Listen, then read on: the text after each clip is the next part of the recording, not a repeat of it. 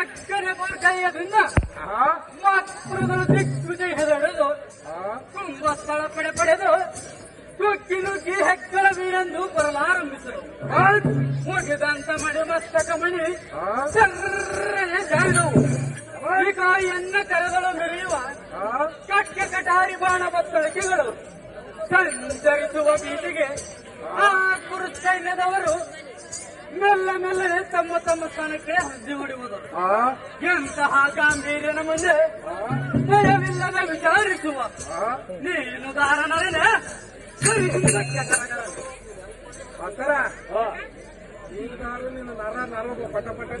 ಇಂಥ ಗಂಭೀರನ ಎದುರಿಗೆ ನಿಂತು ಮಾತಾಡ್ತಾರ ಯಾರು ನಿನ್ನ ದಿನಂತರ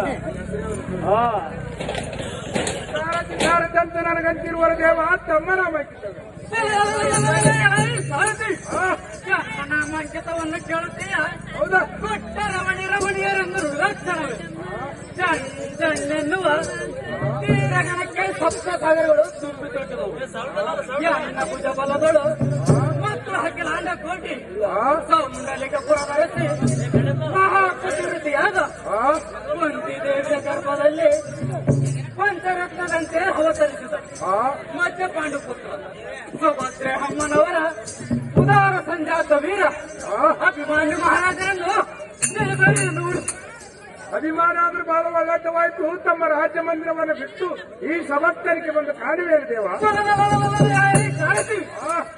ನಮ್ಮ ಮೇಲ ಮಂದಿರವನ್ನು ಬಿಟ್ಟು ಈ ಸುಂದರ ಸಭಾ ಮಂಟಕ್ಕೆ ಬಂದ ಕಾರಣ ನಮ್ಮ ದೊಡ್ಡಪ್ಪನ ಧರ್ಮರಾಜನು ಆ ಕುಲಗಿಡಿ ಕರುವಿನ ಸಂಗಡ ದೂದುವನ್ನಾಡಿ ಸಕಲ ಸಂಪತ್ತನ್ನು ಸೋತು ನಮ್ಮ ತಂದೆಯವರು ಅರಣ್ಯಕ್ಕೆ ಹೋಗುವ ಕಾಲದಲ್ಲಿ ನಮ್ಮ ಸೋದರ ಮಾವನಾದ ಶ್ರೀಕೃಷ್ಣನು ಮತ್ತು ನನ್ನ ತಾಯಿಯಾದ ಸುಭದ್ರೆ ಅಮ್ಮನನ್ನು ಇಲ್ಲಿಗೆ ಕರೆತಂದ ಕಾರಣ ಇಲ್ಲಿಗೆ ಬರಲಾಯಿತು ಸಾಧ್ಯ ಶ್ರೀಕೃಷ್ಣ ಸಂಗತಿ.